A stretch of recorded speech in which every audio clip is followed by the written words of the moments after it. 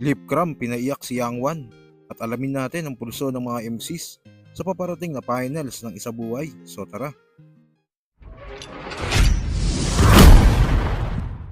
Sinaktan nga ng gusto ni Lipcram si Yang Wan sa naging laban nila noong event ng PSP sa Metro 10 Pasig dahil nga freestyle lang si Yang Wan all 3 rounds. Hindi natuwa ang mga batter fans at binubo na siya bawat round niya. May mga pagkakataon pa na binabatan ni Yang Wan ng crowd. Bakit? Ganyan naman kayo eh. Mahilig kayo magreklamo, mahilig kayo mag-request. Gumawa ako lahat. Pinakita ko yung best. Pero lahat kinain nyo, pero ang dalis lang manadejes. Freestyler, hindi naghahanda, pero binabayaran. Huwag nyo akong sisihin. Sisihin nyo si Pibu, si AA, Manggaran, Green Revolution, Pagkantot, dito gangster. Puta, ganun ang kanyang mission. Dami na nangyayari. Pero dito pare, pamil kahit may nagbubudon, tangina mo. At ala akong pake, di kayo pinunta ko dito. Pinunta ko yung kalahati para buo. May pang-uwi ako sa bahay ko. Bukas, magla-live ako. Papakita ako sa buong mundo. At kahit magbo, ang mga tawag ng pigilan. Hayaan nyo. At kung kanina, yung umakyat, si Tracy, kapatid ni Prince. Lahat na nagbubo sa akin, ang tawag diyang kasibahan. Gumagawa ako ng sarili kong pangalan, di ako katulad nyo sa daanan. Sana pakita nyo sa akin yan. Gawin nyo yan mamaya, paglabas ko.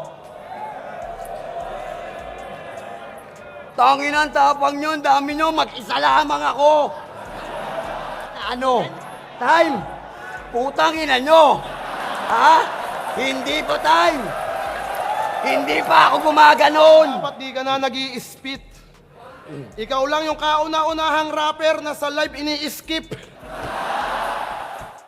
At sumakto pa yung round 3 ni Lipcram na grabing real talk, overkill. Pag-usapan naman natin yung anak mo.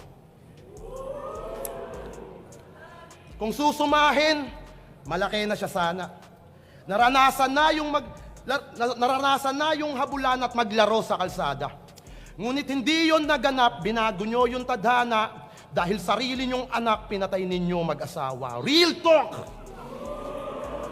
Alas 8 ng gabi, bigla ang merong tumawag. Manganganak na yung babae at ikaw na ay hanap. Huwag na daw intindihin balita naming nasagap habang hinihimay-himay yung marijuana na hawak.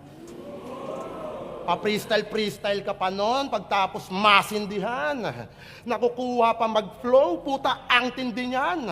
Habang asawa niya nandun, putok na yung panubigan. Di ba sabi niya sa'yo, di siya pupunta ng lying in habang wala ka. Pero siya tigas muka, hindi man lang na alarma.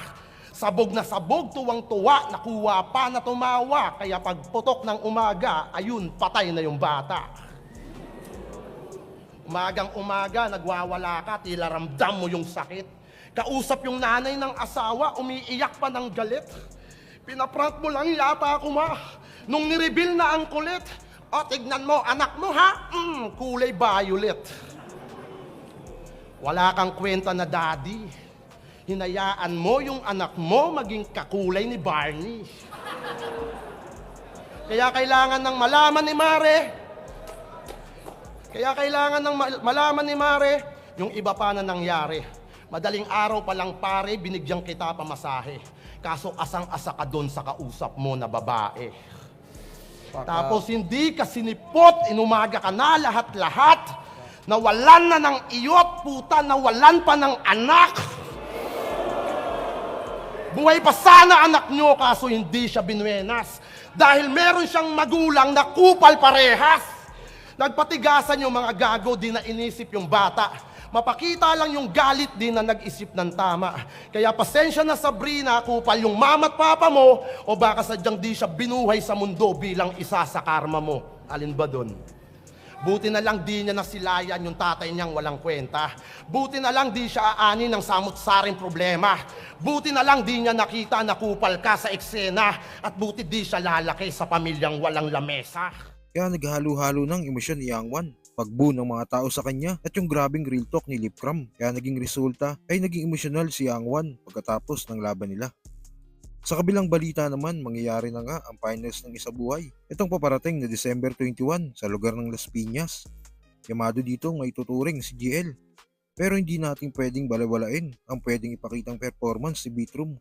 Kaya mahirap pa ding sabihin kung sinong mananalo sa kanila. Kaya nga dahil doon inalam natin ang pulso ng mga battle MCs sa finals ng Isa Buhay sa pagitan GL at Vitrum. Vitrum, putang ina, sobrang galing. Ngayon, curious ako ano kayang magiging approach ni Vitrum pagdating sa laban nila ni GL. Kasi feeling ko effective tong gagawin niya eh. Si GL medyo naging vulnerable siya sa 'di ba nung kay Lip nga medyo nakengkoy siya, medyo nababasag siya ng konti. Siguro kung tama yung mga angles ni Vitrum tsaka yung approach niya, kayang-kaya niya si GL. Tangina, GL versus Vitrum finals. Tangina, sobrang ano yan. GL Vitrum. Tangina, pag nanalo si GL, nagkatotoo yung parang yung pagpunta niya sa future na siya yung magcha-champion. Tangina, mabasag kaya ni Vitrum to? Tangina, paano kaya to? GL Vitrum. May rebat si Vitrum. GL, ang bigat ng sulat. Dito ako sa underdog. Vitrum. Martry? Hindi, ano ako dyan. Iba kasi yung estilo ni Vitrum eh. Pero GL ako doon. GL ako doon. Iba yung... Ang tinalo kasi ni Vitrum is Black One lang eh. Kumbaga walang bilang lang. Eh, tinalo niya AJ Power. Chaboy ako. Para kasi sa akin, sobrang lakas ni GL. Pero hindi rin natin masasabi si Vitrum pag naganda siya eh. Kaya para sa akin, pipiliin kong manalo ron si Vitrum ang matatalo. Sino talaga? Hindi, ano ako. Pero gusto ko mag-champion si Vitrum. Pero alam ko rin naman na ano yun eh, medyo alanganin pa. Pero iba yun pag si Vitrum ang nag-champion. So ang bias mo si Vitrum? Ito mahirap kasi hulaan eh kung titignan mo sila sa bird's eye. Pero kung titignan mo sila Stats.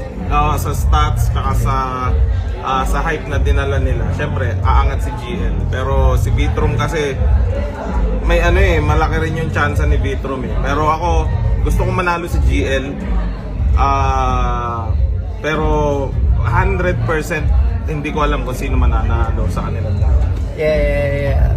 So, pero bias mo, GL. Oh, bias ko GL. Pero kung sa bird's eye view, hindi natin alam kung sino. Kasi lakas din. So kayo ba kung pupusta kayo? Kanino kayo, Vitrum o GL? Kung ano man sa loobin mo, comment mo lang sa baba na mapag-usapan natin yan. So yun lang. God bless.